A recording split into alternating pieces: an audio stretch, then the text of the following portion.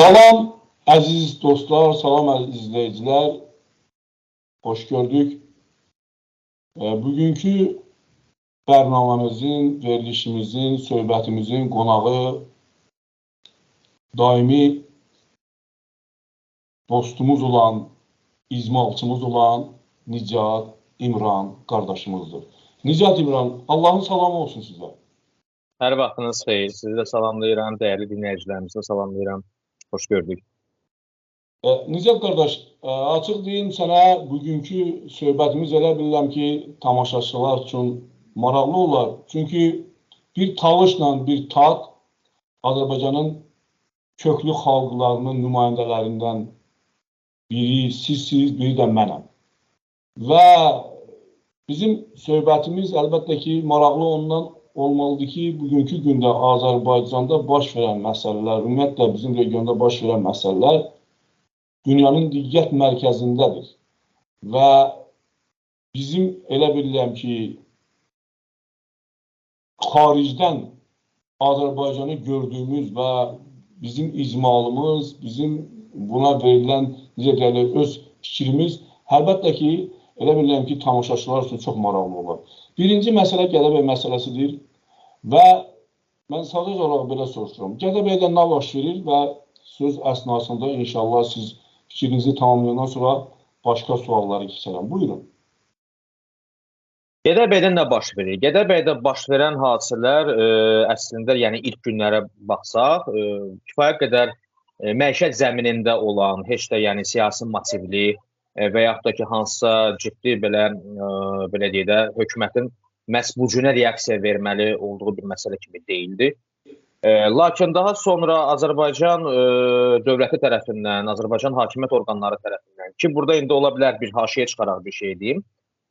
Bəzi hallarda deyirlər ki, hökumət və dövlət anlayışlarını qarışdırmaq lazım deyil, hökumət anlayışı fərqlidir, dövlət anlayışı fərqlidir. Bəli, ancaq ki, bəzi dövlətlərə aiddir. Bu, bütün dövlətlərə aid deyil. Azərbaycan Respublikası ərazisində vəziyyət belədir ki, orada dövlət və hakimiyyət anlayışları məhz eynidir. Çünki indiki dövlət başçısı İlham Əliyevin atası Heydər Əlirzaoğlu Əliyev Azərbaycan Respublikasında ümumilli lider kimi qəbul olunur. Onun iqtidara gəliş günü olan 15 iyun tarixi dövlətin rəsmi bayramıdır, yəni qeyri-iş günüdür. Yəni. Həmçinin onun ad günü ilə əlaqədar, məsəl üçün, festival keçirilir və bu festivala milyonlarla pul xərclənilir. Nəzərə almaq lazımdır ki, həmçinin onların kitablarının çapına, onların partiya qərargahlarının saxlanılmasına müxtəlif rayonlarda, bunlara da kifayət qədər vəsait xərclənir. Ona görə də yəni, Azərbaycan Respublikası ərazisində dövlət və hakimiyyət anlayışları eynidir və ona görə də Azərbaycan hökumət nümayəndələrinin etdikləri məhz dövlətin belə deyim, adına yazılmışdır. İndi mövzuya geri qayıdaraq, Azərbaycan dövlətinin məhz Gədəbəydəki kənd sakinlərinin sadəcə olaraq yaşamaq istəklərinə və ekoloji problemlərə diqqət çəkməsinə heç də adekvat rəy verilmədi, heç də adekvat münasibət sərgilənmədi. Və bunun nəticəsində məsələ Azərbaycan dövlət orqanlarının, belə deyək də, buna isteriya da demək olar hətta, buna belə deyək də, lüzumsuz şəkildə çox ciddi şəkildə reaksiya vermələri ucbatından və düzgün olmayan reaksiyanın verilməsi ucbatından bu məsələ siyasiləşmiş oldu. Və hal-hazırda orada vəziyyət bundan ibarət ki, insanların ilk gündən tələbi bundan ibarət idi ki, biz, belə deyək də, orada ekoloji problemlər var. Bu, bizim gündəlik həyatımıza təsir göstərir. Bu problemlər elədir ki, gələcəkdə bütünlüklə respublikaya aid ola bilər. Çünki nəzərə almaq lazımdır ki, həmin o siyaniddən ibarət o göl ki var, siyaniddən qarşı olan sudan ibarət göl ki var, süni göl. O yerləşir məhz Şəmkir çayının axarlarından birinin yaxınlığında. Və bunu da nəzərə almaq lazımdır ki, həmin o su, qurun suları və s. vasitəsilə keçə bilər məhz çaya. Həmin o Şəmkir çayı Şəmkir su anbarına tökülür. Oradan gəlir, belə deyək, Kür çayından. Kür çayından isə əhalinin əhəmiyyətli hissəsi ya suvarmada istifadə edir və yaxud da ki, deyək ki, içməli su kimi istifadə edir. Həmçinin paytaxt Bakıda. Kür çayı tökülür, biz bilirik ki Xəzər dənizinə və bu bütünlüklə regiona aid olan bir səviyyədə bir problemə gətirib çıxara bilər. Bu insanlar da buna etiraz edirdilər. Yəni minimal olaraq bu günləri həmin o kənddə yaşayan əhali təhlükədədir. Gələcəkdə bu ümumiyyətlə regiona, yəni mən Azərbaycanın regionlarını nəzərdə tuturam, daha sonra bütün respublika, daha sonra hətta respublikanın kənarına belə çıxa bilər. Xatırlatmaq istəyirəm ki, bənzəri hadisə olub vaxtilə Rumuniyada və Rumuniyada bu baş verən hadisə Macaristana qədər yəni gəlib çatmışdı və həmçinin Qara dənizə də orada yəni Dunay çayına tökülmüşdü o su belə deyək və o Qara dəniz ətrafı ölkələrə də ziyan vurmuşdu. Və həmin o hadisə belə deyək ki, Çernobıl qəzasından sonra müasir Avropa tarixində ikinci ən böyük ekoloji fəlakətlərdən birisi kimi düşür. Yəni. Təbii ki, Çernobıl səviyyəsində olmasa belə çox ciddi səviyyəli ekoloji fəlakətlər. Bəli. Yəni demək istədiyim ondan ibarətdir, bu heç də belə deyim, kiçik bir məsələ deyil. Bu kifayət qədər böyük, ciddi bir məsələdir. Belə çıxır ki, mən üzr istəyirəm sizin sözünüzə müdaxilə etmək. Belə çıxır ki, bütün Azərbaycan xalqı ayağa qalxmalıdır ki, İlham Əliyev öz demək qızılı xatirinə, yəni onundur da ora, o ailənindir, orada qızıl orada istisal edilir. Qızıl mədənidir. Bütün Azərbaycanın regionu, hətta əgər Xəzər dənizinə tökülürsə, Xəzər dənizi 5 ölkə ilə həmsərhəd bir dənizdir, hövzədir. Oraya da böyük ziyan vura bilər. Təbiətə ümumiyyətlə insaniyyətə, bəşəriyyətə ziyan vura bilər. Demək, bu adam bəşəriyyətə qarşı bu cür düşmən mövqeyi tutub. Və o qoca arvadlar, bugün əgər o qoca kişilər çıxıb, bugün onlar özlərini yox, öz şəxsi təsərrüfatlarını yox, onlar bütün cəmiyyəti necə deyərlər, bu fəlakətdən qorumaq üçün öz canlarını fəda edirlər. Və bir də, yəni, sizcə, yalnız bu qızılı mədənlərini istismar eləmək üçün yalnız o siyanit deyilən o zəhərdən istifadə edirlərmi? Bunun müasir istismar forması yoxdurmu? Buyur. Mən belə deyim də, birinci məsələ ondan ibarətdir ki, siz orada bir məsələyə diqqət çəkdiniz ki, qoca nənələr, babalar orada çıxıb etiraz edirlər. Burada bir düzəliş etmək istəyirəm, icazənizlə. O insanların xarici görünüşündən bəli, biz görə bilirik ki, kifayət qədər yaşlı görünürlər, ancaq ki, o insanların hamısı yaşlı deyil. O insanların içərisində də 30, 40, 50 yaşında olan insanlar da az deyil. Bəli. Sadəcə olaraq, yəni bu insanlar qocalıblar, yəni və burada ehtimallardan birisi, məhz belə deyim də, aşağı sosial gəlirlərin olması, aşağı sosial gəlirli əhali olmaları, müvafiq belə deyim də, infrastrukturun olmaması səbəbilə özünə qulluq kimi, yəni lükslarının olmaması və həmçinin tibbi belə deyim xidmətlərdən yararlana bilməməkləri, vaxtaşırı olaraq tibbi yoxlanışdan keçsinlər və s. və istisna da deyil ki, həmin o zəhərli gölün də bunda çox, belə deyək də, dırnaq arasında müstəsna xidmətləri olub. Bu birinci məsələ. İkinci məsələ ondan ibarətdir ki, bəli, dünyada hal-hazırda var kifayət qədər metodlar ki, siyanitdən istifadə olunmadan belə qızıl çıxarıla bilər və mən bir nüansı da burada deyim. Hətta o metodların bəziləri siyanitlə çıxarılan metoddan daha ucuz başa gəlir. Yəni, iqtisadi cəhətdən də daha səmərəli versiyalar var. Yəni, lakin bu tətbiq olunmur. Mən düşünürəm ki, burada bunun kökü məhz savadsızlıqdan irəli gələn bir şeydir.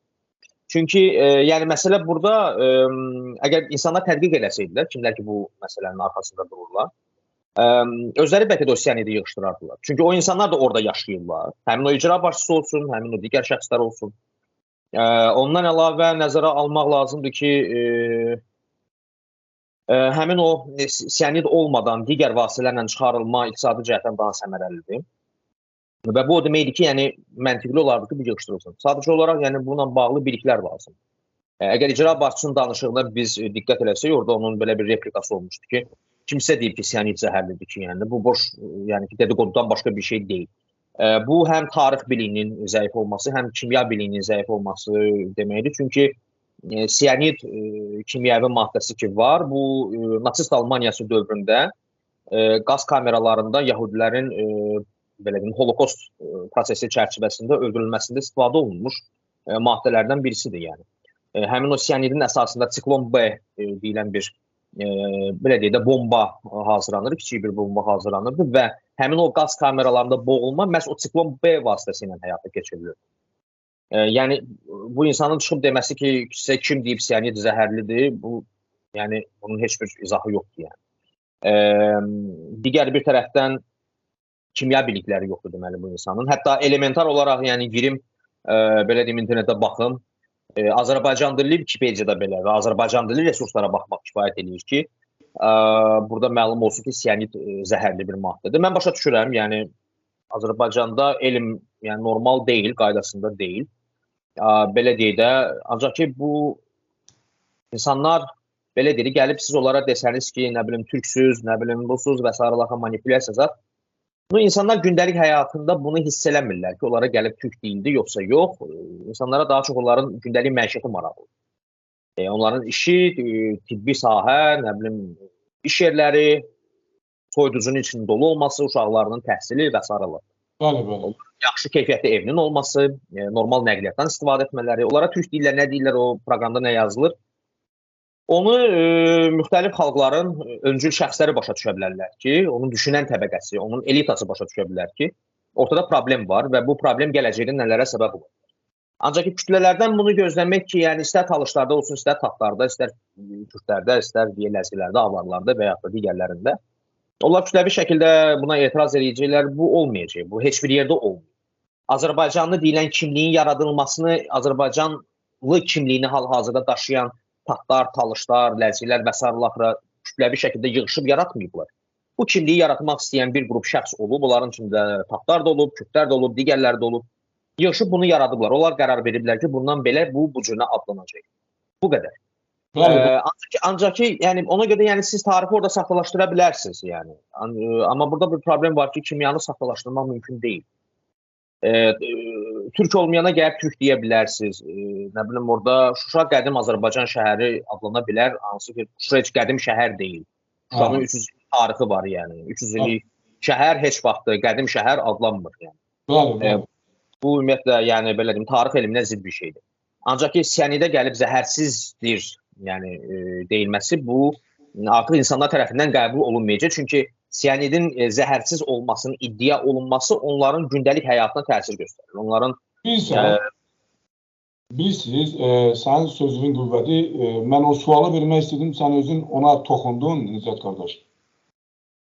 Əlbəttə ki, elm riyaziyyatdır, demək fizikadır, bunlar dəqiqdirlər də. Burada sən bu ədəbiyyat deyil, tarix deyil, yalandan burada şeir qoşasan, qrup qoşasan, falan deyəsən, nə bilim, neynəyəsən. Bu aydın məsələdir. Amma mən iki şeyi orada gördüm. Birinci o, dedim, mən o arvadlara niyə, xanımlara, o bacılarımıza, analarımıza nəyə görə mən dedim qoca, onlar qoca görünürlər. Mən iki şey onlarda gördüm. Bu çox biabırçılıqdır. Yəni analogu, inkişafçı analogu olmayan Azərbaycan üçün böyük biabırçılıqdır. Və özünə müzəffər prezident deyən bir insanda böyük biabırçılıqdır. Birinci, mən onların əynində bir normal paltar görmədim. Demək, onların imkanı yoxdur paltar almağa. Gözəllik 10-dur, maksimum qorxu deyil, 9-u dondur. Aydın məsələdir ki, əgər gözəl insan paltar geysə, biraz da adama gözəllik verir. İstər istəməz, istəsək bunu istəməsək. İkinci, mən onlar danışanda, mən onların dişlərinə baxırdım. Hamısının dişləri tökülür, pis vəziyyətdədirlər. Məhz ona görə onlara böyük yaş verir. Əslində düz deyirsən, orada cavanlar da var, 30 yaşda var, 40 yaşda var. Yəni bu cür insanlar gündəlik qarın yeməklərini öz malları ilə, yəni hörüş yerlərini əllərindən alır İlham Əliyev. Azərbaycanın nefti, nə bilim, qazı ona azlıq edir və gedib Gədəbəydə, ömrü boyu Gədəbəy ümumiyyətlə kasıb rayon olub, karçışka ilə dolanıblar da, onlar bilirsiniz də. Dağlıq rayondur, gediş-gəliş az olub, amma mərd cəmaatdır. Savadlı insanlardır onlar. Mən onlarla çox dostluğum, yoldaşlığım olub. Sən onları o cür götürüb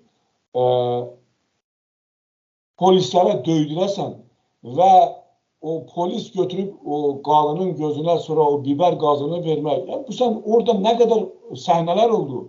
Biz hələ bu siyaneti qoyaq bir qırağa, hələ bilirik ki, bunlar sadəcə adi öz vətəndaşlarına bu cür təpki göstərir. Bir halda ki, deyir ki, mən nə bilim 40 milyon, 50 milyon Azərbaycanın prezidentiyəm və dünyanın hər yerində yaşayan Azərbaycanlılar, Türklər, nə bilim, ayaqüstə İranda haqları tapdalanır. Məyər İran dövləti hər hansı bir millətin nümayəndəsinə qarşı, öz vətəndaşına qarşı o cür davranardı mı? Bax, bu məsələ... Mən özümü yekunlaşdırmaq istəyərdim Gədəbəy məsələsi ilə bağlı. Üzrlü sayın. Buyurun. Belə deyim də, bax orada siz dediyiniz məsələ, mən axıra qədər fikrimi deyim, yəni aydın olsun. Yəni, buyurun, debat eləyirik də ona görə. Belə deyim, bax deyirsiniz ki, onların əyinlərində olan paltarlar, yəni insanlar kasıbdırlar və s. Məsələ təkcə onda deyil, yəni bu biraz böyük mövzudur, bu uzun bir mövzu olacaq. Yəni dəqiq ki, mən buna tam giriş eləsəm. Lakin dediyimiz məsələ bəli, Azərbaycan üçün, Azərbaycan Respublikası üçün aktual məsələlərdən birisidir. Sadəcə bir problem var ki, o insanların imkanı olmuş olsaydı belə, yəni maddi imkandan söhbət gedir və deyək ki, gözəl paltarlar alası imkanları olsa belə, yəni o paltarı niyə alsınlar? Çünki o mühitdə, yəni o kənddə həmin o paltarı giyinməyə ehtiyac yoxdur. Belə deyək də, həmin o kəndin özünün dağın üzərində çox gözəl qalası var. Bizdə o qala baxımsızlıqdan və s. dağılıb. Demək olar ki, yəni çox pis vəziyyətdədir. Məsəl üçün onu düzəltməyi, təmir eləməyi və s. olardı, restavrasiya eləmək olardı o qalanı. Dağ kəndidir, gözəl təbiəti də var. Yəni oranın turizm zonalarından birinə çevirmək olardı. Və məhz bu səbəbdən məsəl üçün deyək ki, həmin o kəndin ərazisində hansısa mədəniyyət evləri ola bilərdi, teatr ola bilərdi, deyək ki, məsəl üçün hansısa bir turizm obyektləri məsəl üçün ola bilərdi və bu halda həm insanların gəlirləri artmış olardı və əlavə olaraq da həmin o insanların o gözəl paltarları giyinə biləsi yerləri olardı. Kənddə qonşunun evinə gedəcəksənsə maksimum və ya da hansısa kənd toyunda iştirak edəcəksən deyə hansısa gözəl bir paltarı almağa ehtiyac yoxdur yəni də, ancaq özünü tanıdığın insanlar da və s. var. Ancaq o kənddə məsəl üçün deyək ki, hansısa beynəlxalq film festivalları olmuş olsaydı, o kənddə hansısa beynəlxalq teatr festivalları olmuş, simfonik musiqi konsertləri olmuş olsaydı, o insanların bir motivasiyası olardı ki, həm də belə deyək ki, məsələn, gəlirimiz var və bu gəlirə uyğun olaraq da bir paltar alaq özümüz. Bu birinci məsələ. İkinci məsələ, siz orada deyirsiniz ki, dişlərin tökülməsi məsələ. Bu bildiyimiz, yəni burada da məsələ sosial problemlər dayanır bunun kökündə. Həmçinin də ki, indi biz onu bilmirik, yəni o dişlərin tökülməsində, mən bilmirəm, o siyanidli suyun da rolu olmuş ola bilər. Bunu da istisna deyil. Bu tibbin, yəni ki, vəziyyətinin pis olması ilə bağlıdır. Bu da öz yerində. Qaldı ki, Gədəbəydəki ümumiyyətlə o reaksiya məsələsinə, yəni o Allah birinci verdiyiniz sualı onu mən yekunlaşdıra bilmədim. Hökumətin verdiyi reaksiya heç adekvat deyildi və mən bunu dedim. Niyə görə adekvat deyil? Çünki belə deyək də, orada kənd cəmaatının üzərinə həmin o miqyasda hüquq mühafizə orqanlarının, əməkdaşlarının göndərilməsinə birinci növbədə buna ehtiyac yoxdur. Biz bilirik ki, Azərbaycan, indi hal-hazırda Azərbaycan Respublikası deyilən ərazi ki var, o ərazidə bir çox yadelli işğalçılar gəlib. Bura kifayət qədər yürüşlər olub, ərəb yürüşləri, Monqollar, Teymurləng, Səlcuqlar, kifayət qədər müharibələr olub, Midiyanın idarəçiliyi, Əhəmənilər, Sasanilər, hər kim istəsəz, yəni burada döyüşlərdə iştirak edib. Ancaq ki, mən bunu təxmin edirəm ki, o dağın üzərində, o ətraf hətta ərazilərdə heç vaxt o miqyasda, belə deyək də, ordu yeridilməmişdir. Heç kəs tərəfindən. Çünki buna heç vaxt ehtiyac olmur bu ərazidə. Və hal-hazırda da buna ehtiyac yox idi. Bu birinci məsələ. İkinci məsələ burada bundan ibarətdir ki, deyək ki, məsəl üçün orada həmin o obyektin mühafizəsi üçün hansısa bir sayda, deyək ki, daxili qoşunların əməkdaşları göndərirdilər. Məhz orada hansısa o geyim tərzləri ki var, yəni əllərindəki o dəbilqələr, o maskalar və s. buna ehtiyac yox idi. Çünki o insanlar əliyalın insanlardılar. O insanların əlinin altında dronlar və s. yoxdur, yəni. Yəni, mən ilk dəfə görəndə o şəkli, mən sadəcə şəkli gördüm, başlığı oxumamışdım. Mən əvvəlcə elə başa düşmüşdüm ki, hansısa filmin çəkilişi və s. gedir, yəni. Hansısa bir kənddən, yəni Azərbaycanda. Artıq digər paylaşımları görəndə başlıqları oxuyanda mən başa düşdüm ki, xeyr, yəni bu film deyil, bu reallıqdır yəni orada. Digər bir tərəfdən polisin orada qeyri-adekvat hərəkətləri var idi, orada şiddət göstərməsi halları var idi və bu, bilirsiniz, bir məsələ var da, məsələn, deyək ki, hansısa gənc idmançı, belə deyək ki, və sarılaxıra üzərinə, məsəl üçün, bu şəkildə, bu tərzdə hücum edilsəydi, bunu bəlkə də hardasa başa düşmək olardı. Bəli, bu onun hüquqlarının tapdalanması olacaq. Ancaq ki, bunu başa düşmək olardı ki, polis özünü qorumağa çalışır və yaxud da ki, həmin obyekti qorumağa çalışır. Burada, yəni,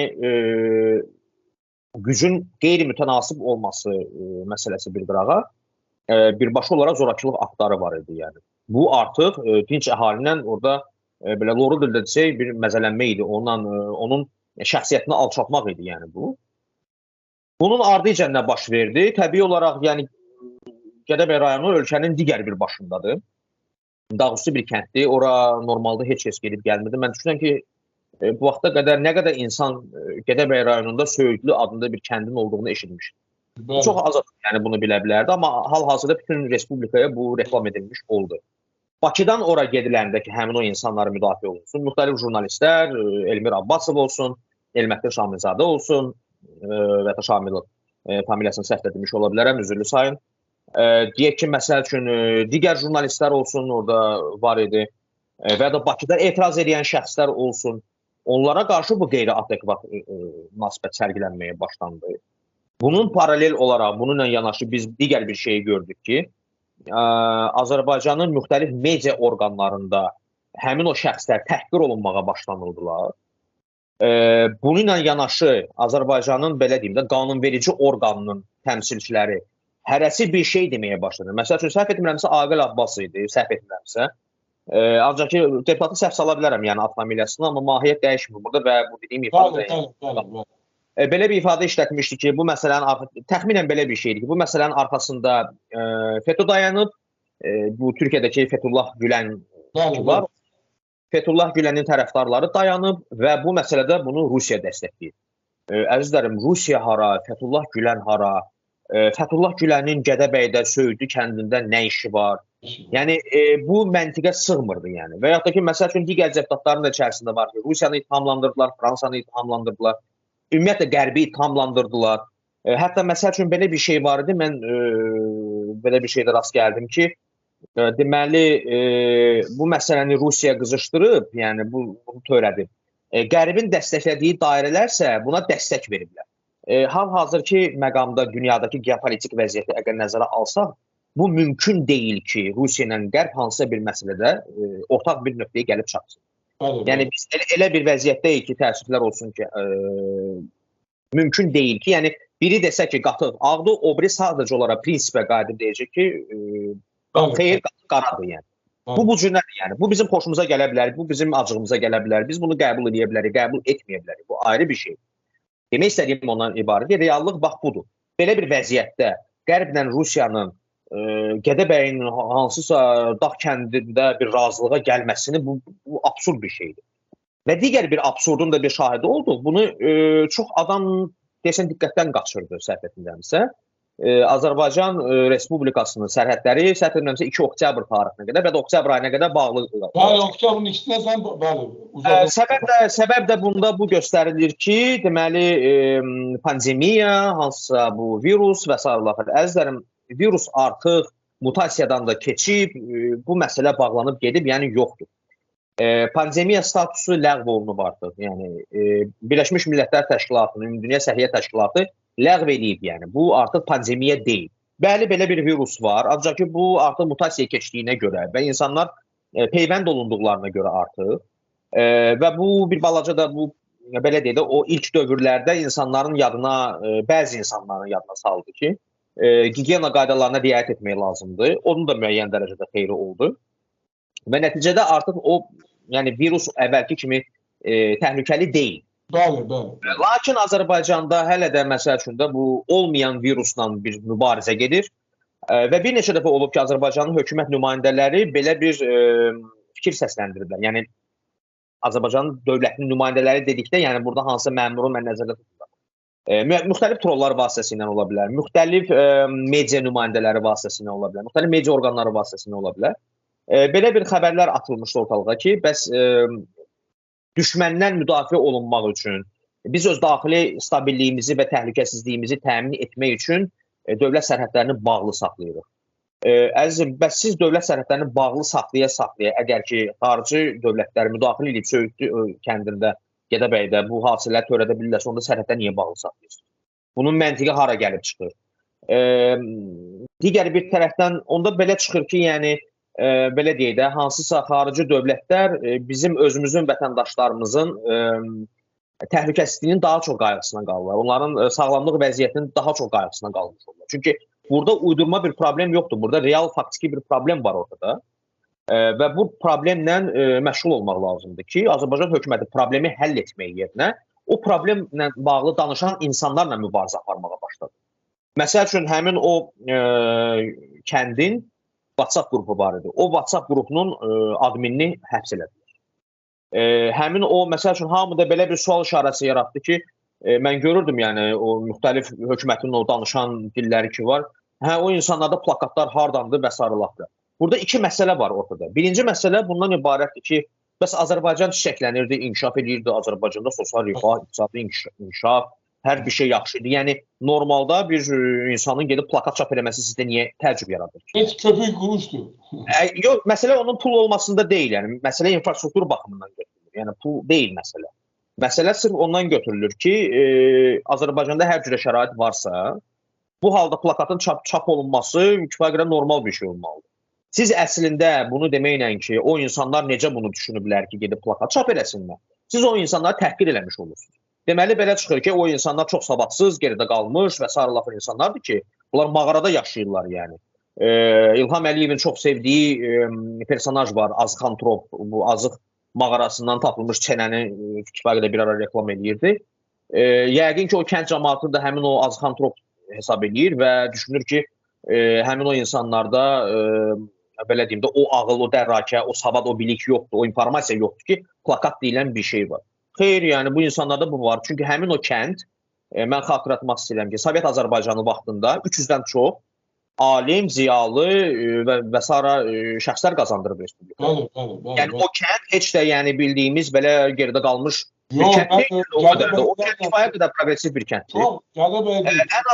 Ən azından mən bunu xatırlatmaq istəyirəm ki, o kəndin əhalisi bunu düşünə bilib ki, Covid vaxtında bir qrup yaradaq WhatsApp-da və öz aramızda ünsiyyətimizi davam edəyik. Bu, müasir urbanizasiyanın, müasir icmalaşmanın qaydalarından birisidir. O insanlar bəlkə də müasir icmalaşma nə olan şeydir? Belə deyim də, insanlar icma olaraq necə yaşamalıdır? Bəlkə də bunu heç kəs onlara öyrətmir. Ancaq bu insanlar bunu düşünüb, yəni, bu insanlar bunu bu qənaətə özləri gələ biliblər ki, bu yaxşı bir şeydir.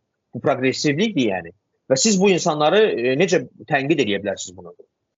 Digər tərəfdən isə plakatı sifariş verən gənc həbs olunub.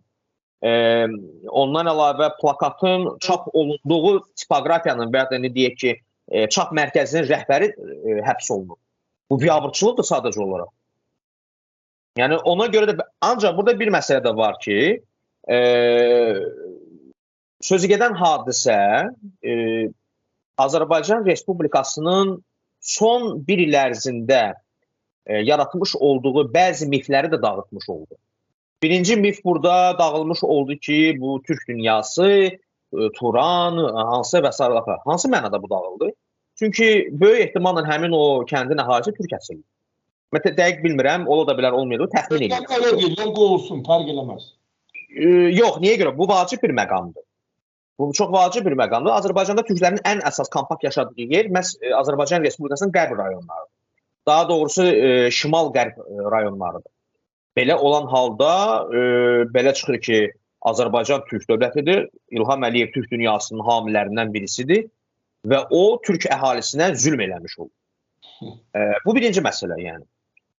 İkinci bir məsələ burada, məhz bu mif dağılmış oldu ki, Azərbaycan yadınıza gəlirsə, dekabr ayından etibarən Dağlı Qarabağa gedən yolu, Laçın dəhlizini bağlamışdı. və həmin o dəhlizi bağlayanlar ekoloq adlanırdılar. Ekoloji fəlakətdən danışır və yadınıza gəlirsə, orada da hətta qızıl yatağı məsələsi var idi. Nə yaxşı Dağlıq Qarabağda olan qızıl yataqlarının təbiətə vurduğu ekoloji fəlakətdən danışıla bilirsiniz, mübarizə aparırsınız bunu ilə, okey yəni. Bəs hanı o ekoloqlar? Bəs onlar niyə bu hal-hazırda Gədəbəydə deyirlər? Niyə o polisi orada qovmurlar, çıxartmırlar? Yəni bu Azərbaycan Respublikasının maskasının dağılması idi, yəni başdan ayağa. Azərbaycan hökumətinin verdiyi qeyri-adekvat reaksiyanın səbəblərindən birisi də bu idi. Nicat qardaş, indi siz əlbəttə ki, mən bu sualı sizə vermədən də sizə ona bəzi, necə deyərlər, qismən cavab verdiniz, amma yenə istəyirəm deyim. Bax, Azərbaycan bilirsiniz, unitar bir dövlətdir. Əslində unitar deyil də, Azərbaycanda artıq 3 dənə respublika var, muxtar artıq unitar deyil, Naxçıvan, Dağlıq Qarabağ, belə deyək də, əgər hesablayırsa, bu artıq unitar deyildir. Bu necə unitar olur? Belə hesabla unitardır. Amma bu Azərbaycanda Tatlar kompakt yaşayır, Talışlar kompakt yaşayır, Ləzgilər qismən kompakt yaşayır və başqa xalqlar. Demək, avarlar var, intensiv, mən ən çox saylı xalqları dedim də. Yəni, biz az saylı deyil, əslində biz az saylı yox, biz dövlət əmələ gətirən köklü xalqdır. Nəysə, ondan işim yox. İndi ermənilər də kompakt yaşayır. Ermənilər, məsələn, Qarabağda yaşayan ermənilər, Dağlıq Qarabağ arası, bir dənə Astara rayonu əhalisi boyda əhaliləri var. Hələ bunun Astarası, Leriki, Yardımlısı, Biləsuvarı, Masallısı, 300 mindən çox Lənkəranlı demirəm. Hələ bu 7 rayon deyirəm. Hələ Neftçalada sayanda olan, özünü Talış sayanlar, Talış əsillər, onlarla da işim yoxdur. Qardaş, indi bu Azərbaycan bu cür ki, deyir ki, Azərbaycan xalqı belə piravan yaşayır, Talışlar azaddılar, Ləzgilər azaddılar, nə bilim, biz ermənilər istəyirik ki, ermənilər bizim pasportumuzu alsınlar, azad olsunlar. Bütün bu həngamələrdən sonra biz onsuz da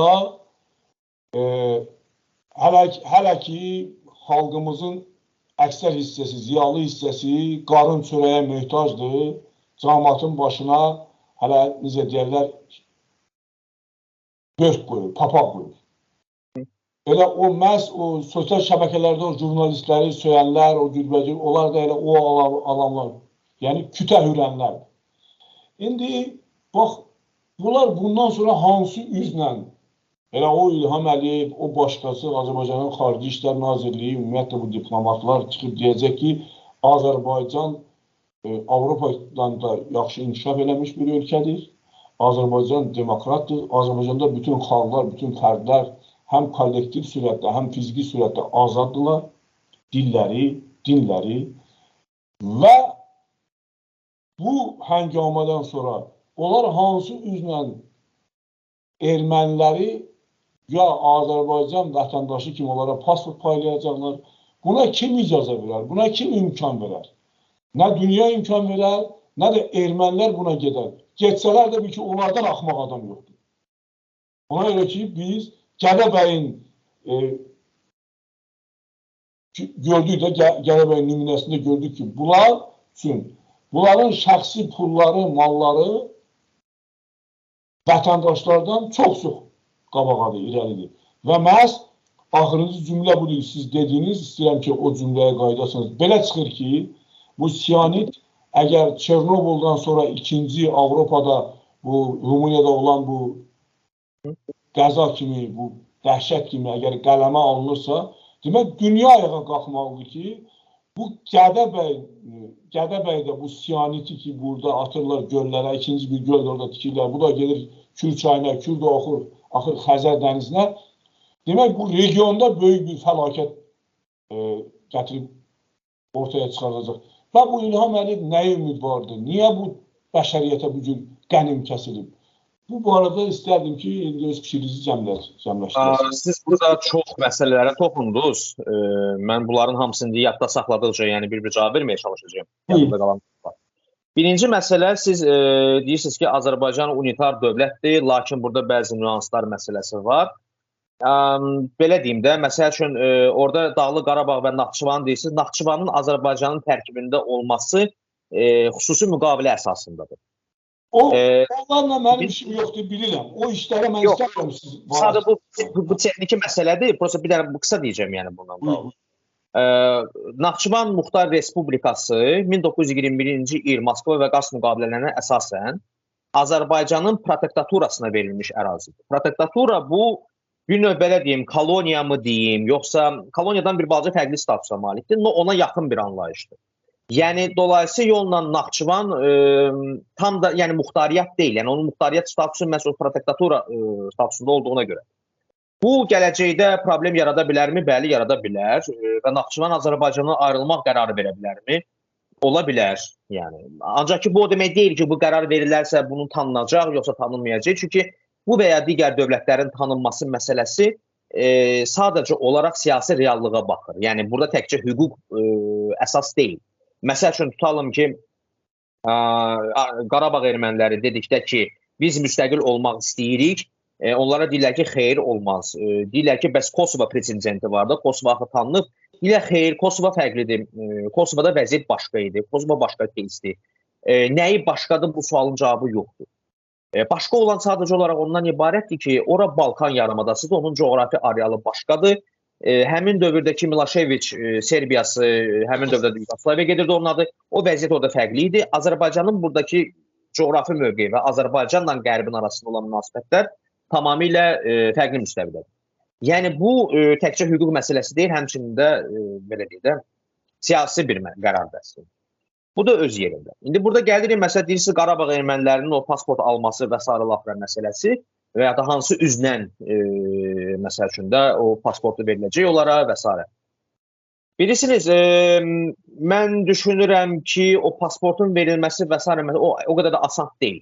Səhv etmirəmsə, bu günləri Azərbaycan Respublikasının Xarici İşlər Naziri Ceyhun Bayramov çıxışında qayıt dedi ki, biz Qarabağ erməniləri üçün xüsusi heç bir status verəsi deyilik. Yəni, bu günləri, məsəl üçün, Azərbaycan Respublikası çox millətli dövlətdir və onun tərkibində digər xalqlar necə yaşayırsa, Qarabağ erməniləri də o cünə yaşayacaqlar. Yəni. Əgər ki, Azərbaycan orada nəzarəti bərpa eləyərsə, öz iqtidarını orada da yeritmiş olarsa. Yəni, bu günləri tatlar, talışlar, ləzgilər, avarlar, kürdlər və digərləri necə yaşayırlarsa, Qarabağ erməniləri də həmin o aqibət gözləyir.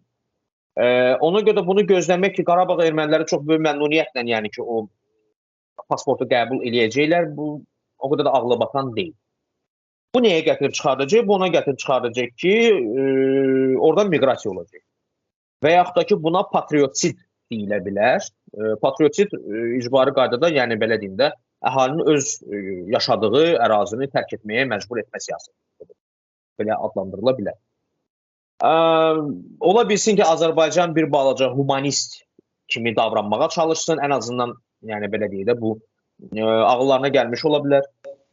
Və yaxud da ki, bu məsələ çox da beynəlxalq ictimaiyyətdə böyük səs-küyə səbəb olmasın deyə və yaxud da ki, səs-küy çıxarda biləcək erməni əhalinin sayını azaltmaq məqsədilə ola bilsin ki, həmin o Qarabağ ermənilərinin bir hissəsinin evlərini pulla almış olsunlar. Yəni, pulumu verirəm, evi alıram, o insan da pulunu götürəcək, çıxıb gedəcək. Nə qədər veriləcək bilmirəm də. Belə bir variant da ola bilər. Ancaq ki, mən inanmıram ki, orada indiki sayda erməni əhalisi qalmış olacaq. Bu ağlabatan deyil. Qala bilərmi orada hansı erməni əhali ki, razı olsun Azərbaycan pasportunu qəbul etmək? Ola bilər yəni. Ola bilər ki, belə bir kütlə olsun, amma bu çox az bir miqdarda olan bir şey olacaq. Ona o tərəfəsi inanmıram. Qaldı ki, dünyanın buna verəcəyi reaksiya nədən ibarət olacaq. Biz siz bir şey deyim də, məsələn, dünya dedikdə kimi nəzərdə tuturuq biz? Əgər ki, biz böyük dövlətləri nəzərdə tuturuqsa, bax, məsələn, Berlindən baxdıqda, yəni bu hadisələrə, Berlindən baxdıqda nəinki Qarabağ erməniləri, nəinki Qarabağın Azərbaycanlı erməni icması birlikdə, nəinki Azərbaycan, Qafqaz hökuməti göstərir. O qədər də maraqlı deyil. O prioritet yoxdur. Bu məsələdə deyək ki, Rusiyanın maraqları, birisi Rusiyanın özünün maraqları var. Yəni Rusiya orada erməniləri çox sevdiyinə görə, onları can yandırdığına və sarılarına görə və də din qardaşlığına görə orada deyil. Hətta din qardaşlığı məsələsini də bəzən eləyirlər, bu biraz qəribə çıxır çünki burada onların kilsə inancları fərqlidir yəni. Biraz da fərqi var. Yox, biraz deyil, kifayət qədər fərqlidir. Yəni bunlar Qriqoryandır, bunlar pravoslavdır. Qriqoryan dedikdə yox, o məsələ bundan ibarətdir ki, Rus pravoslav kilsəsi bu pravoslav kilsəsidir və o ortodoks kilsələrinə aiddir yəni də. Ancaq ki, erməni kilsəsi eyni ilə deyək ki, Misir Kopt Qibti kilsəsi kimi, Suriyanın kilsəsi kimi, Eritreya kilsəsi kimi, Efiopiya kilsəsi kimi, Malankar kilsəsi kimi, qısacası köhnə Alban kilsəsi kimi, bunların indi reklam etdiyi Alban kilsəsi kimi var, bax o. Onu ilə birlikdə qədim şərq kilsələri qrupuna aiddir və onların inancları tamamilə fərqlidir yəni. Ona görə də burada din qardaşlığından söhbət gedə bilməz, bu haşiyə idi sadəcə olaraq. Belə deyək də, Rusiyaya maraqlı olan bu regionda qalmaqdır. Bunu indi onlar, belə deyim də, belə qənaətə gələ bilərlər Moskvada ki, Azərbaycanın sayəsində qala bilərik biz bu regionda və bu sayədə qalacaq. Yəni, vəssalam, yəni, biz artıq Qarabağ ermənilər deməli maraqlı deyil. Yəni, maraq burada regionda qalmaqdır. Maraq erməniləri orada qorumaq deyil. Sabahları belə deyək, Azərbaycan hər hansısa bir təminat verərsə və ya Rusiyaya doğru bir addım atmış olarsa və ya Rusiyanın maraqlarına cavab verəsi bir dövlətə çevrilərsə, Azərbaycandakı indiki iqtidar Rusiyanın dəstəyini əldə etmiş ola bilər. Ancaq burada ola bilər deyirəm, çünki Rusiyanın özünün hal-hazırda kifayət qədər problemləri var. Bir neçə gün bundan qabaq mən Rusiya prezidenti Vladimir Putinin qısa bir müsahibəsinə baxdım. O da ki, hansı tədbirə gedildikdə belə ayaq üstündə dövlət televiziyasının müsahibəsi idi. Və ona orada sual vermiş ki, yəni siz görüşlər keçirirsiniz və sarılağı, qalan vaxtınızda nə ilə məşğul olursunuz? Cavab bundan ibarət oldu ki, yəni Ukrayna məsələsi. Yəni sadəcə bununla məşğul olur. Belə deyək də, Rusiya üçün prioritet olan hal-hazırda Ukraynada gedən müharibədir. Bəli. Ona hansısa bilirsiniz, orada Qırğızıstanla Tacikistanın sərhədində orada hansısa çeşməyə görə döyüşlər gedir və yaxud da ki, orada Kakoyta hansısa, nə bilim, Mestağerdə, orada kənddə bilmirəm 2 nəfər əsir götürüldü. Azərbaycan orada 300 metr hansısa yolu bağladı. Bu maraqlı deyil yəni. Ona görə də yəni bununla bağlı istə hər iki tərəfin gözləntiləri və indiki məqamda xüsusilə ermənilərin gözləntiləri bu yüngülcə yəni absurd görünür yəni. Ondan əlavə burada hətta deyək ki, məsələn fərqi yoxdur. İstər erməni tərəfindən olsun, istər Azərbaycan Respublikasında olsun, dəstək verilməsinə qərar verilərsə Rusiya tərəfindən, bu dəstək nə ilə veriləcək? Deyək ki, məsələn maliyyə dəstəyimi, Rusiyanın özünün maliyyə problemləri var və o onunla məşğul. Silahla mı dəstək veriləcək? Rusiyanın özünün hal-hazırda silaha ehtiyacı var. Və belə olan bir məqamda, belə deyil, müharibə gedən bir dövrdə öz mən müharibəmi qoyum, kiməsə orada silah göndərim, bu qeyri-real bir şeydir. Yəni, siyasi dəstəyə gəldikdə, siyasi dəstəyin, yəni o, belə deyil, o loru düdəsi o hayda deyil Rusiya hal-hazırda. Başqa kim verəcək bu dəstəyi? Sizcə İran regionda icazə imkan verər ki, hərci-mərcilik, gərginlik ümumiyyətlə o vəziyyətə çatsın ki, məsələn, Süynikdə onun orada konsulluğu var, yollar bağlansın. Axı bunların istədiyi odur, Süynik, yəni Zəngəzuru almaq. Yəni oradan istəyirlər ki, koridor məsələsi var da. Əslində o koridor məsələsi baş alan məsələ deyil. Ona görə o Ermənistanın torpağıdır və o İranın yolu keçir orada. İran ona heç vaxt imkan verməz. Sizcə, yəni İran bu məsələdə aktivləşə bilər?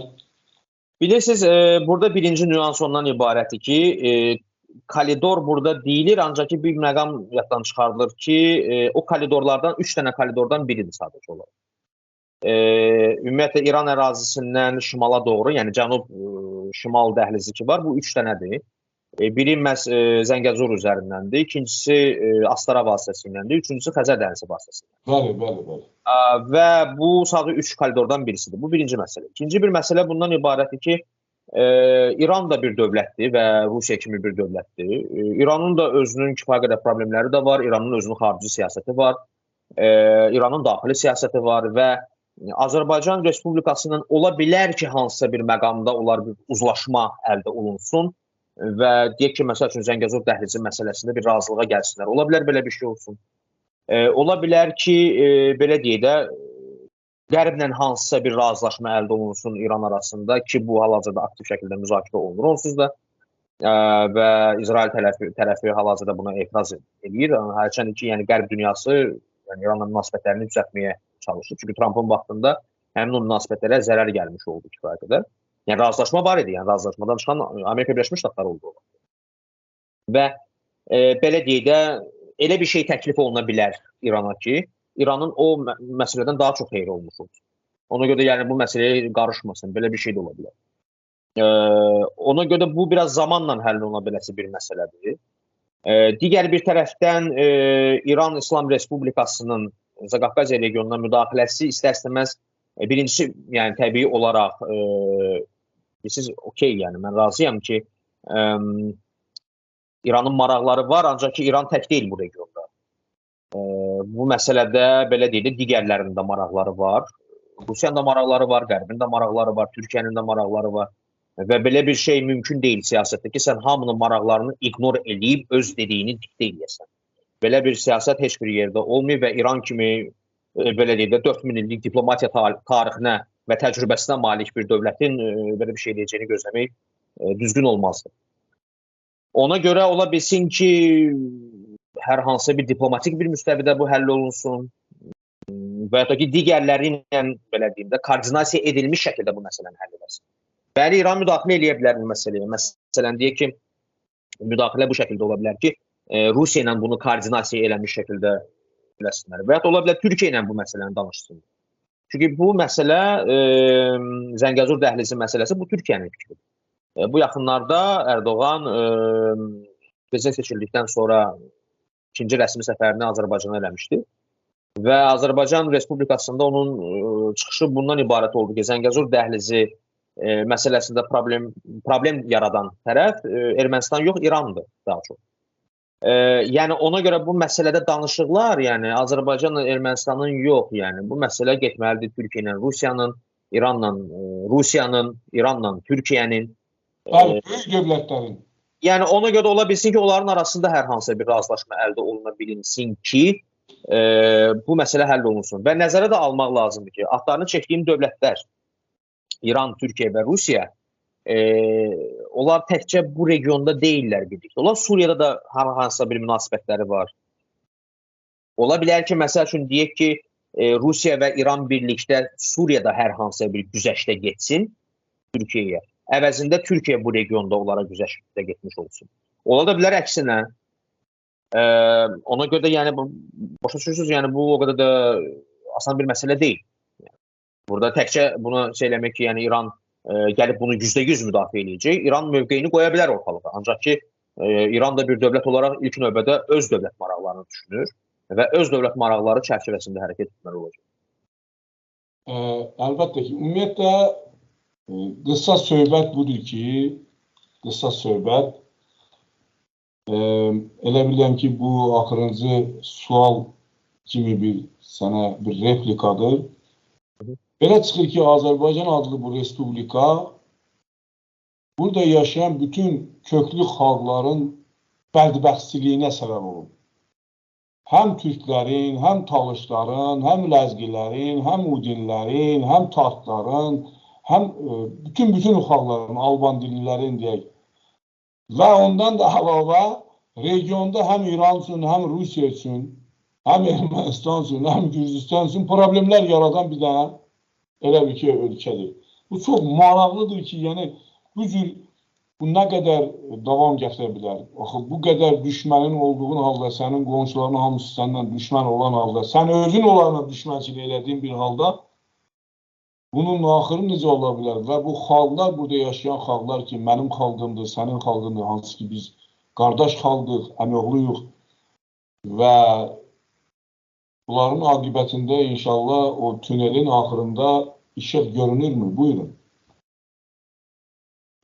Birinci məsələ, birinci bu bir nüansa mən deyim, bir fikir bildirmək istəyirəm. O köklü və yerli xalqlar məsələsinə onu da qeyd edeyim. Mənə görə şəxsən hal-hazırda Azərbaycan Respublikasında yaşayan ruslar da bu ərazinin artıq yerli əhalisi hesab oluna bilər. Niyə görə ki, çünki bu insanlar 200 ildir burada yaşayırlar. Bu birinci məsələ. Bu insanlar bu cəmiyyətə inteqrasiya olunublar. Bu insanlar kifayət qədər Azərbaycan dilini heç olmasa baza səviyyəsində də olsa bilirlər.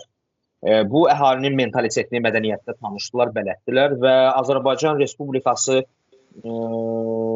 cəmiyyətinin, istər o dövlətin inkişafında kifayət qədər müstəsna rolları da olub. O əhali bu ərazilərə Azərbaycan Respublikasının rusları Rus imperiyası tərəfindən sürgün olunub o vaxtı. Bu onların varisləridir yəni. Və ona görə də hətta rusları belə oranın artıq yerli əhalisidir. Ona görə də Azərbaycan Respublikası ərazisində belə deyək, istər türklər olsun və ya da türkmən tayfaları demək daha doğru olardı. Həm talışları, həm tatarları, yəni hamısı mənim üçün götürülür. Yəni mənim mövqeyim bundan ibarətdir. Bu birinci məsələ. İkinci bir məsələ burada bundan ibarətdir ki, düşmən belə deyim də hamiyə düşmən olmaq məsələsi. Siz orada qərbi yaddan çıxartdınız.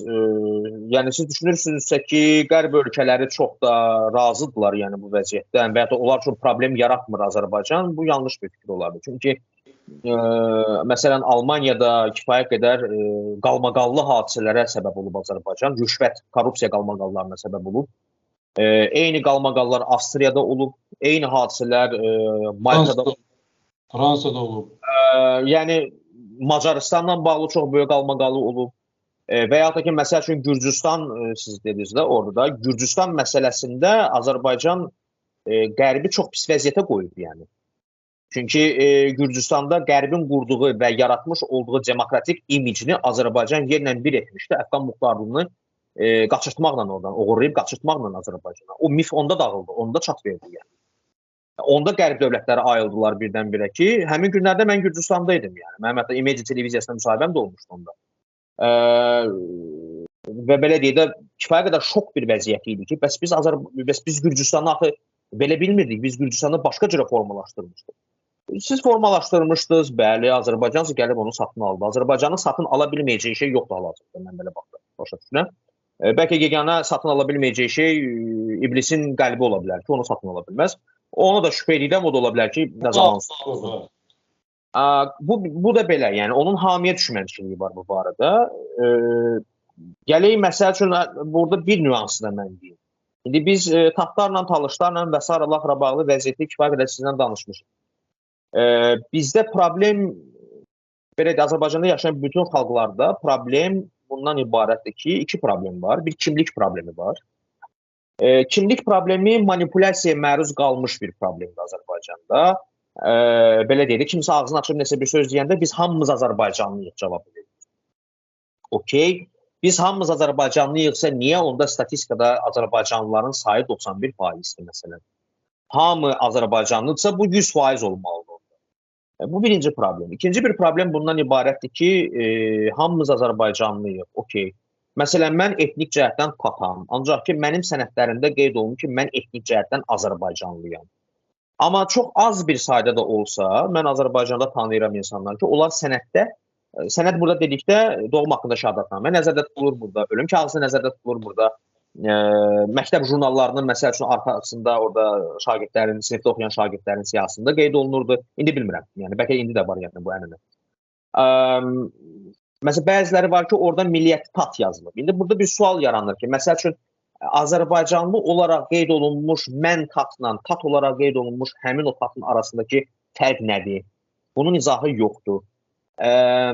Problem bax budur. Problem budur ki, ağzımızı açıb bir söz deyəndə biz hamımız Azərbaycanlıyıq, amma sonra çönüb söhbət olur ki, Azərbaycanlılar türkdür. Bu məntiqlə onda biz çıxıb deyə bilərik ki, xeyr, Azərbaycanlılar tatdır. Biz çıxıb deyə bilərik ki, Azərbaycanlılar talışdır. Biz çıxıb deyə bilərik ki, Azərbaycanlılar kürdür, Azərbaycanlılar ləzgidir. Çünki siz əlinizə gələn hamısını yığmışsınız o 91%-in içərisində. Həmçində türkləri də yığmışsınız. Qısaca Azərbaycan statistikasına çox maraqlıdır.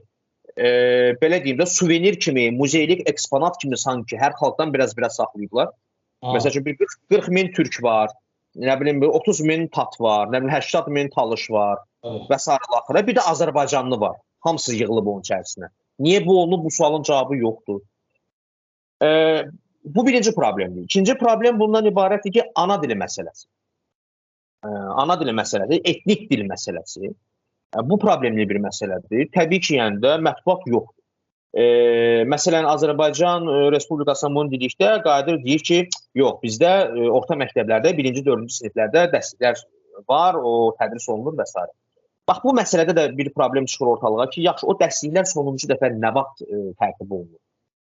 O müasir dərslikləri axırıncı dəfə 18 il bundan əvvəl çap olunur. 18 il bundan əvvəl. O hamısına aiddir. O hamısına aiddir. Tat dilinə aid olan dərsliklər sonuncu dəfə dizayn olunub 95 ya 96-cı illərdə, yəni təxminən belə bir şey olmalıdır. Bu birinci məsələ, yəni də. Məsəl üçün deyək ki, orada şeydir, bu nə vaxt hazır? İkinci bir məsələ ondan ibarətdir ki, yaxşı, bu bir fənni tədris etmək üçün həmin o fənni tədris eləyəcək pedaqoji heyət olmalıdır. Bəli. Yaxşı, o pedaqoji heyət harda yetişdirilir? Azərbaycan Pedaqoji Universitetində yoxdur belə bir talış dili müəllimi yetişdirən bir fakültə yoxdur. Tat dili müəllimi yetişdirən bir fakültə yoxdur. Bu ikinci problem. Üçüncü bir problem bundan ibarətdir ki, bu dillərin öyrənildiyi bir belə bir, necə deyim, elmi mərkəz yoxdur. Yəni, belə deyim, talış dili qurumu yoxdur, tat dil qurumu yoxdur. Çünki belə deyim də, bizim danışdığımız dil var, bir də ədəbi dil olmalıdır. Yaxşı, bu ədəbi dilin standartlarını kimsə təyin etməlidir. Kim təyin edir ki, bu dərslikdə, məsəl üçün, qrammatik qayda bu cürlə olmalıdır. Məsəl üçün, tat dili ilə bağlı mən dərslik görmüşəm həqiqətən də. Var belə bir dərslik. Ancaq ki, o hansı ləhcənin bazasında yaradılır? Niyə, məsəl üçün, o sözün yazılış qaydası bu şəkildə, yəni təklif olunur? Bunu kim eləyib ümumiyyətlə? Eyni şey talış dilinə aiddir. Mən belə bir reportaja baxmışdım. Azadlıq Radiosu kifayət qədər uzun müddət əvvəl yəni bunu hazırlamışdı. Orada biri danışırdı ki, bəli, talış dili tədris olunur, ancaq ki, biz bu sözə bu cürlə demirik. Bu sözə Astarada yaşayan, məsəl üçün, talışlar deyirlər. Ancaq ki, burada bu söz bu cürlə qeyd olunur. Bunu ümumiyyətlə biz işlətmirik. Bu söz hardan gəlib bilmirik. Bəli, yəni, o talış dilinin dərsliyi var, 18 il bundan əvvəl çap olunub. O, talış dilinin şüvi ləhcəsi üzərində o kitab buraxılıb. Bu da düzgün deyil. Sual olunur ki, niyə məhz o ləhcə, yəni? Bəlkə bir başqa ləhcə? Bunda o, Allah rəhmət desin, Nobzəli Məmmədov o kitabı hazırlayanda o ləhcəni yaxşı bilir. Yəni, o ləhcənin demək... O əsas deyil. Elə dil tədrisi həyata geçirir. Bu insanın fikri olur, düzdür. O düzgün bir şey deyil. Digər bir məsələ burada, dil məsələsi ilə bağlı digər problem bundan ibarətdir ki, bax, o birinci dediyim məsələ ki vardır, talış kimdir, tat kimdir, kürd kimdir, türk kimdir? Bu sualların cavabı verilməlidir ki, biz bilək ki, bu talış dili fənnini harada tədris edir? Sən bu dərsliyi buraxdın, lap deyə pedaqoji heyəti də yetişdirdin. Sən əgər ki, kimisə talış olaraq statistikada qeydə almırsansa, sən o kənddə talış dilini tədris etməyəcəksən də, deməli. Bu necə həyata keçiriləcək? Bu bəlli deyil. Təsəvvür edirsən, Nicat qardaş, digər bir məsələ. Bir də sənin sözünü kəsin müdafiə edeyim. Demək, talışları 85.000 yazıblar, 85.000. Talışlar Azərbaycan müstəqil olanda 8 milyon dedilər əhali var da, düzdür. İndi isə 10 milyondur, düzdür. 10 milyondan daha çoxdur. Onda 112.000 talış var idi güya, statistikada. Amma axırıncı statistikada 85.000. Belə çıxır ki, bu Azərbaycan əhalisi çoxalır, amma talışlar azalır. Bu nonsensdir. Yəni, bu biabırçılıqdır. Bu məsələyə də, o problem də var, amma indi mən dil məsələsini danışırdım da. Burada, indi siz məsələ qeyd etdiyiniz məsələ ilə bağlı qısa deyim öz fikrimi, qayıdım təzədən dil məsələsinə. Burada problem ondan ibarətdir ki, birincisi o rəqəmlərə diqqət etmək lazım deyil. Çünki o siyahıya alma getdikdə mən Azərbaycan Respublikası ərazisində idim 2019-cu ildə. Ondan əlavə, ondan qabaq da siyahıya alma gedəndə 2009-cu ildə də mən Azərbaycan Respublikası ərazisində idim və nəinki bizim evə, nəinki mənim yaşadığım həyətə, nəinki bizim məhəlləyə, mənim tanıdığım bir nəfər də çıxıb bu vaxta qədər deməyim ki, bizim evimizə gəliblər, hansısa orada nəsə soruşurlar, sorğuda. Təkcə etnik məsələni mən nəzərdə tutmuram, yəni. Ümumiyyətlə, orada siyahıya alma getdikdə orada təkcə etnik mənsubiyyət qeydə alınmırdı, orada çox şeylər qeydə alınır. Ümumiyyətlə, heç kəsi gəlib orada heç bir şey soruşmayıb. Ona görə o rəqəmlərə ciddi yanaşmaq düzgün bir şey deyil.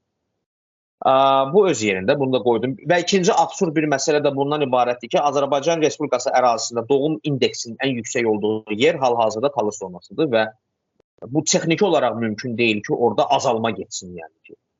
Hətta digər ərazilərdə, digər məsəl üçün etnoslarda belə deyək də, bu müddət ərzində 10% artım olmalı idisə, məsələn deyirəm bunu. Talışlarda da olmalı idi, məsələn deyək ki, 15%.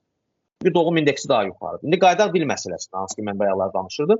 Dil məsələsi ilə bağlı olan digər bir problem də ondan ibarətdir ki, belə deyək də, bu dildə hansısa kitabların çapı və s. axıra, mətbuatın olmaması məsələsi, mətbuat yoxdur bu dildə faktiki olaraq. Azərbaycan rəsmi olaraq hesabatlarında qeyd edilir ki, və BMT-yə də bu hesabatları verirlər istəsi, ki, deməli, Azərbaycanda, Talış dilində, Azərbaycan beynəlxalq radiosunda verişlər gedir, Kürd dilində, Ləzgi dilində və s. Birinci məsələ bundan ibarətdir ki, niyə görə Azərbaycan beynəlxalq radiosunda? Sən əgər ki, öz vətəndaşın olan Talış üçün radio verilişləri açmışsansa, bunu niyə beynəlxalq yayımda edirsən? Yəni. Qısacası, həmin o şeydə həm erməni dilində var Azərbaycan beynəlxalq radiosunda verilişlər, həm də Dağlıq Qarabağ erməniləri üçün ayrıca bir veriliş var. Yəni orada. Sual olunur, Dağlıq Qarabağ əgər ki Azərbaycandırsa, onda niyə o beynəlxalq radioda yayımlanır? O sual da çıxır ortalığa. Siz yaxşısınız, heç olmasa sizin dillərinizdə həftədə 2 dəfə də olsa 15 dəqiqə bir veriliş var. Hesabatı onu salırlar. Bizdə hesabata salınası heç bir 15 dəqiqəlik bir veriliş də yoxdur. Tat dilində heç o da yoxdur. Yəni. Talış dilində heç olmasa Tuluşan Sədo belə deyək də qəzeti var. Nominal olaraq da olsa, yəni hansı ki... Yəni o da Talışın özünün passionarlığındandır. Tatlarda heç o da yoxdur. Hə, passionarlıq. Tatlarda heç o da yoxdur. Belə deyək də, ona görə yəni, belə deyək, mətbuat yoxdur. Və burada digər bir məsələ də var ki, həmin o radiostansiyanı necə dinləmək mümkün? Həmin o radiostansiyanı dinləməyin 2 dənə yolu var. Ya internetdən, o da geriyə ancaq ASTV-nin saytına girib qulaq asasın. Kim işini gücünü atıb, gelib biləcək ASTV-nin saytına, o Talış dilində həftədə 15 dəqiqə radio qulaq asacaq. Heç kim. Ya da peyk vasitəsilə. Azərbaycanda və ümumiyyətlə o regionda peyk vasitəsilə radio dinləmə ənənəsi yoxdur. Peyk vasitəsilə kanallara baxırlar. Yəni televiziya izləmək üçün istifadə olunur. Radio dinləmək üçün istifadə olunmur. Hüququn, belə deyim, qaydalarından birisi isə budur ki, əgər ki bir hüquq əlçatan deyilsə, deməli o hüquq təmin olunmur. Yəni bu belə qəbul olur. Dünyanın hər yerində bu cürlər. Yaxşı, indi burada 2 problemi mən qeyd elədim. Kimlik problemi və dil problemi. Kimlik problemini həll etmək çox asandır. Yəni, belə deyək də, Azərbaycanlı kimliyi yarananda əhalidən gəlib soruşmamışdılar ki, siz necə yazılmaq istəyirsiniz sənətdə? Azəri mi istəyirsiniz, Türk mü istəyirsiniz, Azərbaycanlı mı istəyirsiniz, Dağıstanlı mı istəyirsiniz, Xəzərli mi istəyirsiniz? Soruşmamışdılar. Sadəcə olaraq administrativ şəkildə qərar verildi ki, bundan sonra bu cür olacaq, filankəslər Azərbaycanlıdır və filankəslər deyil. Yox, buna bağlandı söhbət. İndi də yəni bunu administrativ qaydada həll etmək mümkündür. Dil məsələsinə gəldikdə, dünya üzərində ümumiyyətlə BMT-nin son statistikasına əsasən sadəcə olaraq 43% dil təhlükəsiz vəziyyətdədir. Sadəcə 43%. Yerdə qalan 57% dillər təhlükə altında olan dillərdir ki, onların da böyük əksəriyyətində tədris yoxdur, mətbuat yoxdur. Belə deyək də, dünya xalqları içərisində kifayət qədər hissəsi də var. Məsəl üçün, Şotlandlar, İrlandlar. Onlar demək olar öz dillərində danışmırlar. Çox az bir hissəsi danışır. Belaruslar, məsələn. Belaruslar öz dillərində danışmırlar, məsələn. Onlar rus dilində danışırlar. Belarus dili istifadə olunur Belarusiyada, Belarus müxalifəti tərəfindən. Çoxları onlar üzr istəyirəm, mən o Regor Baradulin var idi, getdi rəhmətə. Belarus şairiydi, məşhur şairdi. O mənim şeirimi Talış dilindən Belarus dilinə tərcümə eləmişdi, mənim şeirimi. Talış dilində olan şeirimi. Onu mən bir dəfə bir Belarus üçün oxudum, o sözlərin yarısını başa düşmürəm deyir. Deyir, biz Belarus öz dilimizi başa düşmürük. Buyurun. Yəni, Belarus dilindən orada sadəcə olaraq Belarus müxalifəti istifadə edir. Yəni, Belarus dili, belə deyim də, bir növ mövcud iqtidara qarşı dirəniş və protest dili kimi istifadə olunur. Yəni, bu bunu bildirir. Bu, bunun simvoludur bir növ. Bu məqsədlə istifadə olunur. Və yaxud da ki, məsələ çoxdur belə, yəni ki, nümunələr. Amma dil məsələsini bərpa etmək olar mı? Bəli, çox asanlıqla, yəni. Çox asanlıqla. Məsəl üçün, mən Kifayət qədər tapdar tanıyıram və çox təcrübəli haldır ki, bunların içərisində gənclərdir çoxsu. Bu insanlar sıfırdan, hansı ki, evdə də tap dilində danışmırlar. Ha. İnsanlar özləri oturub tap dilini öyrəniblər və indi tərtəmiz tap dilində danışır. Genlərində var da, onların genində var ona görə. Yox, bu məsələnin açığı genə dəxli yoxdur. Mən bu gen məsələsi ilə razı deyiləm. O gendə elə şey olmur yəni. Ancaq ki, yəni insanın entuziast insanlar olur ki, mən bunu öyrənmək istəyirəm. O da olabilir. Yəni sadəcə olaraq məqsəd var, istək var, belə deyək və insan bunu öyrənir. Və bu əgər ki, sabahları dövlət səviyyəsində həll oluna biləsi bir məsələ olarsa, bu halda belə deyək də çox qısa zamanda bunu da həll etmək olar. Ancaq siz orada bir şey dediniz ki, Azərbaycan həm də türkləri bədbaxt edir. Bax, Azərbaycan türkmənlərinin bədbaxtçılığı ondan ibarətdir ki, onlar kimliklərini qoruyub saxlayıblar qismən. O mənada qoruyub saxlayıblar ki, onlar türk olduqlarını bilirlər, amma əslində onlara türk demək düzgün deyil. Nəyə görə düzgün deyil? Yəni burada heç bir belə deyim də heç kəs əsəbləşməsin. Biraz təmkinlə indi izah olunacaq niyə görə? Çünki heç bir Rus, Ukraynalı, Belarus, Xorvat, Serb və s. mən Slavyanam demir. Bu birinci mən. Və ya da heç bir Niderlandlı, İsveçli və s. mən Germanam demir. Bu dünya praktikasında yoxdur belə bir şey. Buna görə düzgün deyil. Azərbaycan Respublikasının ərazisində türk əsilli olan əhali ki var, onlar Türkiyə vətəndaşları deyillər. Onlar Türkiyədən köçmə əhali də deyil. Ona görə onlar türk adlana bilməzlər. Çünki türk günümüzdə ya Türkiyə vətəndaş mənasında istifadə olunur və ya da ki, Türkiyənin türkləri mənasında istifadə olunur. Siz nə ondansınız, nə bundansınız, onun dəxliniz yox. Ona görə burada daha korrekt ola biləsi bir şey türkmən ifadəsidir. Necə ki, məsəl üçün deyilir ki, Saratov türkmənləri var. Turkmen deyilir onlara və ya da Turkmen deyilir, iki adla deyilir. Necə ki, Suriya türkmənləri var. Necə ki, məsəl üçün İraq türkmənləri var. Necə ki, Xorasan türkmənləri var. Bu da Azərbaycanın türkmənləridir. Bunun dəqiq adı bu cürlə olmalıdır. Çünki bu türkmən tayfalarına aiddir. Bunların konkret boyları bilinir, bunların konkret tirələri bilinir, bunların hansı nəsillərdən gəlindikləri bilinir və bu kəndlər məlumdur, yəni hansıdır. Sayları azdırmı xeyir, yəni. Amma indiki qədər daha 90% də deyil. Bu Azərbaycan Respublikasının təxminən 20% yaxına bir şeydir. Yəni Azərbaycan Respublikası ərazisində milli azlıq yoxdur. Yəni milli azlıq deyilə biləcək xalq, bilirsiniz kimlərdir? Məsələn, Süryanilər. Hansı ki 1900-cü illərdə, əsasən yəni ki 20-ci əsrin əvvəllərində və ya da ki 19-cu əsrin sonlarında köçüblər. Yəni. Onlar milli azlıqdır, çünki Azərbaycan Respublikasında Süryanilərin sayı hardasa, Süryani əsilli sayı hardasa gəlib 20 minə, 30 minə yaxındır. Yəni. Bəli. Yahudilər məsəl üçün azlıqdır, həqiqətən də. Təxminən, yəni rəsmi olaraq indi deyilir, yəni 15 min və s. Qeyri-rəsmi olaraq 30 minə yaxındır, yəni təxmin olunur belə. Çünki məsəl üçün Şamaxı yahudiləri var ki, onların sənədlərdə Azərbaycanlı yazılır. Yəni çünki arxivlər yanıb, o Sovetin siyasəti idi, Sovetlər Birliyi və s. nəsə, o uzun bir məsələ. Milli azlıq olardı, amma yerdə qalan məsəl üçün tatlardır, talışlardır, ləzgilərdir və türklərdir. Onlar azlıq deyillər, yəni və onların sayları bərabərdir bir-birinə təxminən. Yəni aşağı-yuxarı eynidir onların sayları. Onlardan sonra gəlir Azərbaycanın kürdləri və avarları.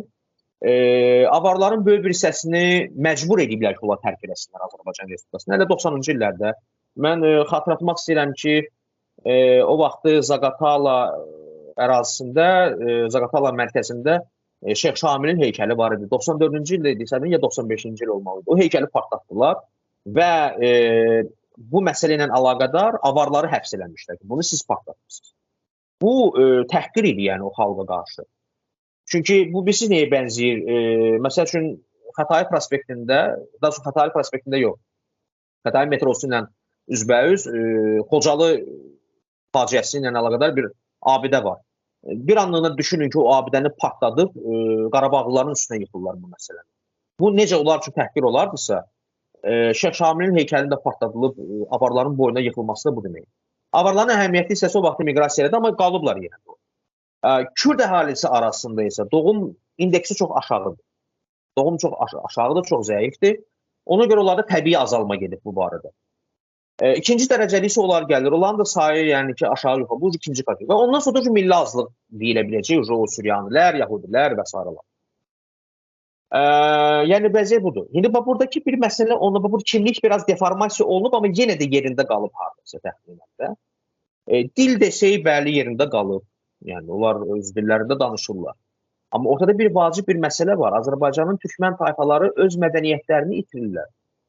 Siz bir xalqı onun dilini öyrədə bilərsiniz təzədən. Gözümüzün qabağında Yahudilər öz ana dillərini təzədən öyrənməyə başladılar. İrlandiyada bu kifayət qədər dəbdir.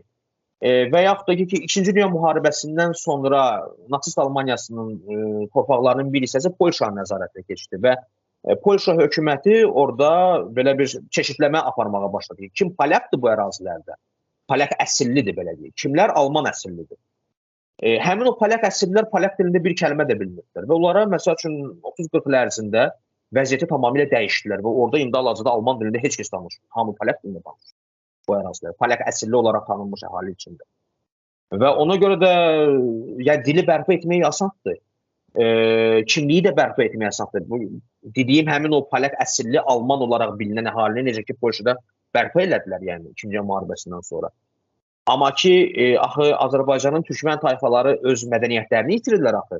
Məsəl üçün, Tovuz rayonunun, səhv etməmsə, yuxarı Öysüzdür, ya aşağı Öysüzdür kəndi var. O, Qazax Şəmşədli Sultanlığının paytaxtı olub vaxtı ilə.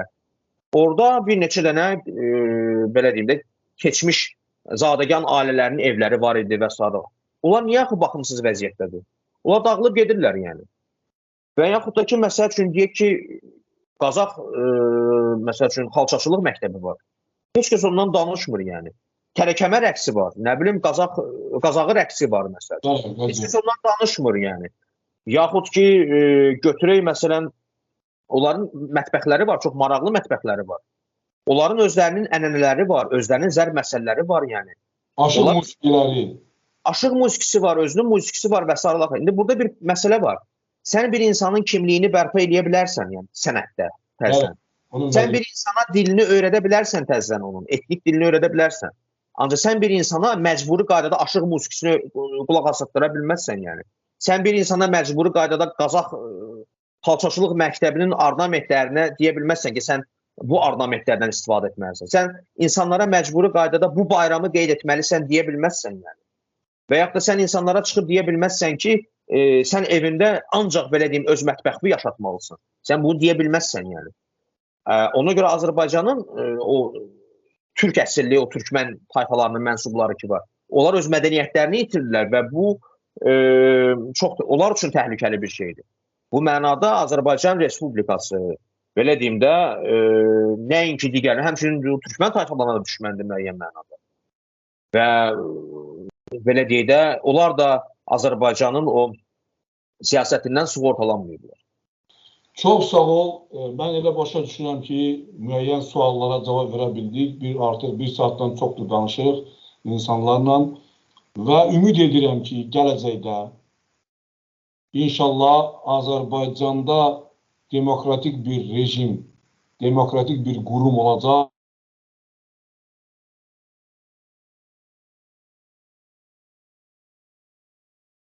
Statuslarını alıb yaşayacaq, qonşu, yəni mehriban qonşuluq bir-birinin evinizə gedib və bu məsələləri biz orada artıq başqa problemləri orada həll etmək üçün bir yerə, bir araya toplaşarıq. Və tamaşaçılara xatırlatmaq istərdim ki, bugünkü söhbətimin əziz qonağı mənim tat qardaşım Nicat İmran idi. Sizləri Allaha tapşırıram. Çox sağ olun ki, vaxt ayırıb bugün bizim suallarımıza cavab verdiniz. Teşekkürler.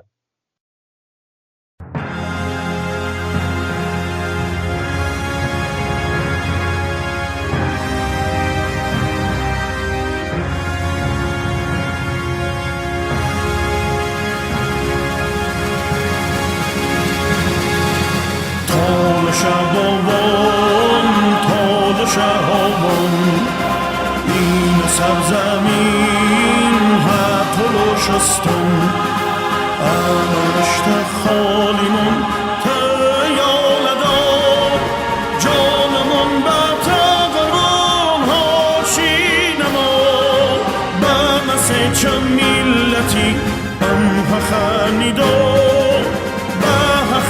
صدا بدوی ایال خدا آزاد وطن آزاد وطن آزاد وطن آزاد وطن